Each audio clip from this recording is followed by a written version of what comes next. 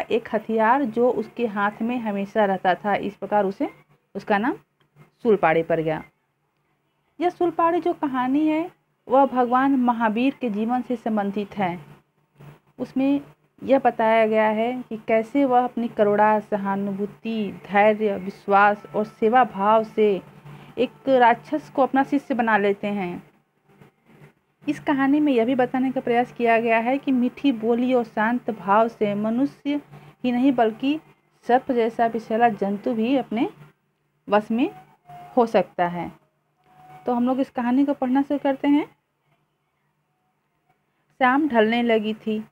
भगवान महावीर विहार करते हुए आस्तिक नामक ग्राम के एक चैत्य में पहुँचे। ग्रामवासी भोजन करके विश्राम करने जा रहे थे। तभी उन्हें भगवान महावीर के आगमन का समाचार मिला। पूरा गांव उनके दर्शन के लिए उमड़ पड़ा। शाम ढलने लगी थी यानी कि संध्या समय। भगवान महावीर हर जगह से घूमते फिरते हुए आस्तिक नाम के गांव में पहुँचे। उस गांव में एक स्थान का नाम था चैत्य। वहां पहुँचे। वहां संध्या के समय में सारे गांववासी जो है भोजन वगैरह कर करके आराम करने जा रहे थे। तभी उन्हें पता चला कि हमारे गांव में भगवान महावीर पधारे हैं। तो सारा गांव उनका दर्शन करने के लिए चल पड़ा। भगवान महावीर जिस चैत्य में ठहरे हुए थे उसी में शूलपाणि नामक एक क्रूर राक्षस रहता था। वह अपने हाथ में एक शूल जैसा नुकीला हथियार रखता था। इसी कारण उसका नाम शूलपाणि पड़ गया था। भगवान महावीर जो है जिस चैत्य में ठहरे थे वहाँ पे एक शूलपाणि नाम का बहुत ही निर्दयी राक्षस रहा करता था। उसके हाथ में जो वो हमेशा एक अपने हाथ में हथियार लिए रहता था जिसका आगे का भाग बिल्कुल कांटे की तरह नुकीला रहता था।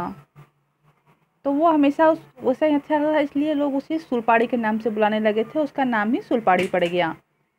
उसके पास कौशिक नाम का एक विषैला सर्प था जिसके काटने के पश्चात कोई जीवित नहीं बचता था। उस शूलपाणि राक्षस के पास कौशिक नाम का एक सर्प था जो बहुत ही जहरीला था। वह जिसको भी काट देता था वह जीवित नहीं बचता था। चैत्य बहुत पुराना होते हुए भी बहुत सुंदर था। उसके समीप ही गंडक नदी बह रही थी। सामने रमणीक उपवन था। उसमें हर समय रंग बिरंगे सुंदर फूल खिले रहते थे। उपवन के बीचों बीच पीपल का एक विशाल वृक्ष था। और चैत्य जो है एक बहुत पुराना था लेकिन वह फिर भी बहुत ही खूबसूरत था। और चैत्य के पास से ही गंडक नदी बहती थी और वहाँ जो है बहुत ही सुंदर मन लगाने वाला बागीचा था। उसमें कई तरह के रंग बिरंगे अलग तरह के फूल खिले रहते थे। उस बागीचे के बीचों बीच पीपल का एक बहुत बड़ा पेड़ था। भगवान महावीर इसी पीपल के वृक्ष के नीचे बैठ गए। गांव वाले एक एक करके आते गए और उनके चरणों को स्पर्श करके उनके सामने भूमि पर बैठते गए। थोड़ी ही देर में वहां सारा गांव एकत्रित हो गया। भगवान महावीर ने उन्हें धर्मोपदेश दिया। गांव वालों को उनका उपदेश बहुत अच्छा लगा। भगवान महावीर जो है उस पीपल के नीचे बैठ गए। धीरे धीरे करके एक एक गाँव वाले आते गए, उनके चरणों को स्पर्श करते और उनके सामने ज़मीन पर ही बैठ जाते। धीरे धीरे थोड़ी देर बाद सारा गांव उस उपवन में उस बागीचे में इकट्ठा हो गया। भगवान महावीर ने उन्हें धर्म का उपदेश दिया, धर्म पर चलने का रास्ता बताया। उनका उपदेश जो है गांव वालों को बहुत ही अच्छा लगा। उपदेश की समाप्ति पर भगवान महावीर ने लोगों से अपने अपने घर जाने को कहा, पर वे अपनी जगह से हिले तक नहीं। गांव वालों ने उनसे गांव में चलने का आग्रह किया। जब भगवान महावीर उपदेश दे लिए तो उन्होंने सबसे कहा कि अब आप लोग अपने अपने घर जाइए, क्योंकि रात हो चुकी थी। तो उन्होंने कहा कि आप लोग अपने अपने घर जाइए, लेकिन गांव का कोई भी व्यक्ति वहां से जाने के लिए तैयार नहीं था। गांव वालों ने भगवान महावीर से कहा कि आप हमारे साथ गांव में चलिए। भगवान महावीर ने इनकार कर दिया। गांव के मुखिया बोले, प्रभु, इस चैत्य में एक राक्षस रहता है। वह बहुत निर्दयी है। जो भी रात में यहाँ ठहरता या इधर से गुजरता है वह उसे मार डालता है। भगवान महावीर ने गांव में जाने से इनकार कर दिया। उस गांव का जो मुखिया था, जो सरपंच था, उसने कहा कि हे प्रभु, इस चैत्य में एक राक्षस रहता है। वो बहुत ही क्रूर है, बहुत ही निर्दयी है, और यहाँ पे जो भी रात में ठहरता है या फिर यहाँ से गुजरता है वह उसे तुरंत मार डालता है। भगवान महावीर उसकी बात सुनकर मुस्कुराए और बोले, तुम मेरी चिंता मत करो, वह मेरा कुछ भी अहित नहीं कर पाएगा। इतना कहकर वे समाधि लगाकर बैठ गए। गांव वाले दुखी मन से लौट गए। भगवान महावीर ने जब उनकी बात सुनी तो मुस्कुराए और उनसे कहा कि तुम लोग मेरी चिंता मत करो, वह मेरा कुछ नहीं कर पाएगा, वह मेरा कुछ भी बुरा नहीं कर पाएगा। और यह कहकर वह समाधि में बैठ गए, ध्यान में बैठ गए। गांव वाले दुखी मन से वापस अपने घर लौट गए। कुछ समय पश्चात अंधेरा हो गया। शूलपाणी बाहर से लौटा। उपवन में एक व्यक्ति को समाधि लगाए बैठे देखकर चौंका। क्रोध से उसकी आंखें लाल हो उठीं। वह भगवान महावीर को गालियां देने लगा।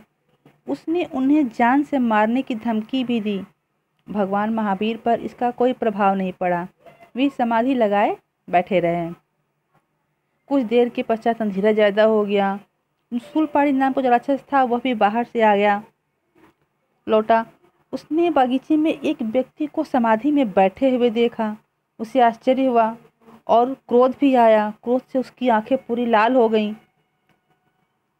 वह भगवान महावीर को तरह तरह की गालियां देने लगा, उन्हें जान से मारने की धमकी भी देने लगा। लेकिन भगवान महावीर के ऊपर इसका कुछ असर नहीं हुआ, उन्हें कोई प्रभाव नहीं पड़ा। वे वैसे ही ध्यान में बैठे रहे। क्रोधित होकर शूलपाणी ने कौशिक नाग से कहा, तुम इस दुष्ट महात्मा को काट लो। शूलपाणी जो बहुत अधिक क्रोधित हो गया था, उसके पास जो कौशिक नाम का विषैला सांप था, उसने उससे कहा कि तुम जाओ और ये दुष्ट महात्मा, ये दुष्ट साधु यहाँ बैठा हुआ है, उसे काट लो। कौशिक फुफकारता हुआ भगवान महावीर की ओर बढ़ा। तभी भगवान महावीर ने शांत भाव से कहा, कौशिक, जरा सोचो तुम क्या करने जा रहे हो। ऐसा करने से तुम्हें क्या लाभ होगा। कौशिक जब फुफकारता हुआ भगवान महावीर को काटने के लिए आगे बढ़ा, तभी भगवान महावीर ने बिल्कुल शांत से मीठे स्वर में कहा, कौशिक, तुम सोचो कि तुम क्या करने जा रहे हो और जो तुम करने जा रहे हो उससे तुम्हें क्या लाभ होगा। भगवान महावीर की अमृतमयी बाणी सुनकर सर्प सम्मोहित हो गया। वह जहाँ का तहाँ रुक गया। शूलपाणी और अधिक क्रोधित हो उठा। वह चिल्लाया, कौशिक, तुम इस दुष्ट महात्मा के कहने में क्यों आ रहे हो। क्या इसी दिन के लिए मैंने तुम्हें पाला पोसा है।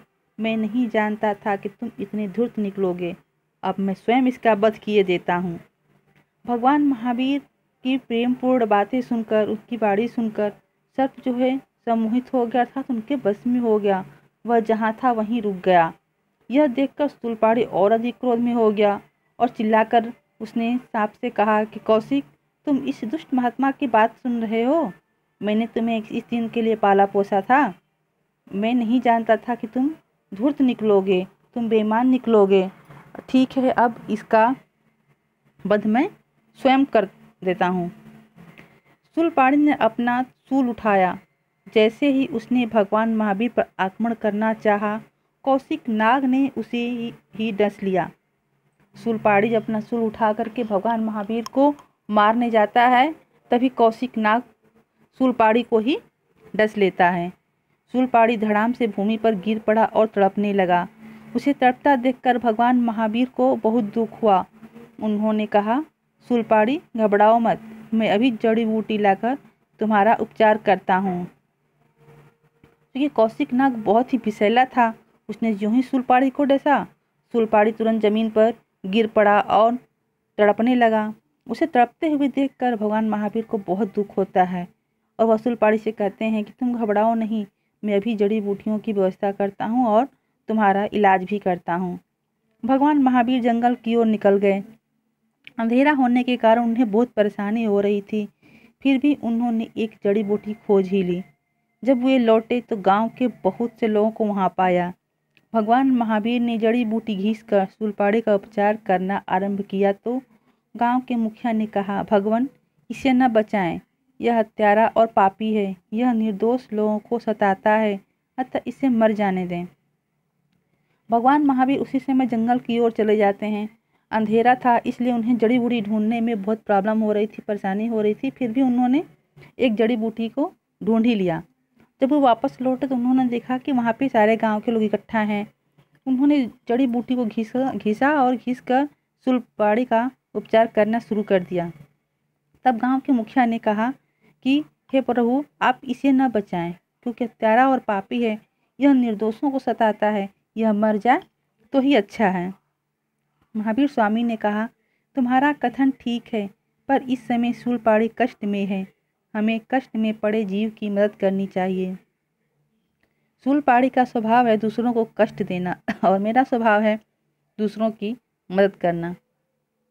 महावीर स्वामी ने कहा कि आप ठीक कह रहे हो, लेकिन इस समय जो है शूलपाणी कष्ट में है और हमें कष्ट में पड़े प्रत्येक जीव की मदद करनी चाहिए।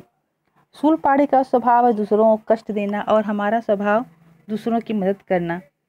शूलपाणी ने अपना स्वभाव जब नहीं चेंज किया, जब वो दूसरों को कष्ट देता है और मेरा स्वभाव दूसरों की मदद करना है, तो मैं अपना स्वभाव कैसे छोड़ दूँ। इसलिए वो जो है शूलपाणी की मदद करते हैं। लोग चुप हो गए। कुछ ही देर में शूलपाणी स्वस्थ हो गया। वह उठकर भगवान के चरणों में गिर पड़ा और बोला, प्रभु मुझ अज्ञानी को क्षमा कर दे, मैं बहुत बड़ा पापी हूँ, मैं जानता हूँ कि मेरे अपराध क्षमा करने योग्य नहीं है। अब मैं आपकी शरण में आया हूँ, आप जो चाहें सजा दें। उनकी बात सुनकर सब लोग चुप हो गए। कुछ देर में ही जब शूलपाणी स्वस्थ हो गए तो वह उठा और भगवान महावीर के पैरों में गिर पड़ा और बोला कि हे प्रभु, मैं अज्ञानी हूँ, मुझे माफ़ कर दें, मैं बहुत बड़ा पापी हूँ, मैं जानता हूँ कि मैंने जो अपराध किए हैं उसे क्षमा नहीं किया जा सकता, फिर भी मैं आपकी शरण में आया हूँ, आपको जो चाहे वो सजा दें, हमें स्वीकार है। भगवान महावीर ने उसे उठाते हुए कहा, उठो, बस सच्चे मन से किया गया प्रायश्चित ही सबसे बड़ी सजा है।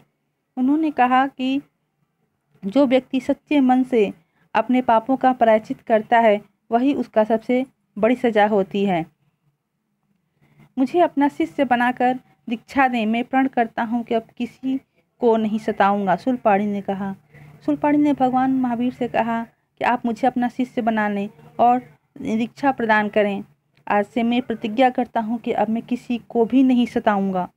भगवान महावीर ने उसके सिर पर हाथ फेरते हुए कहा, वत्स, आज से तुम मेरे शिष्य हुए, भगवान तुम्हारा कल्याण करेंगे।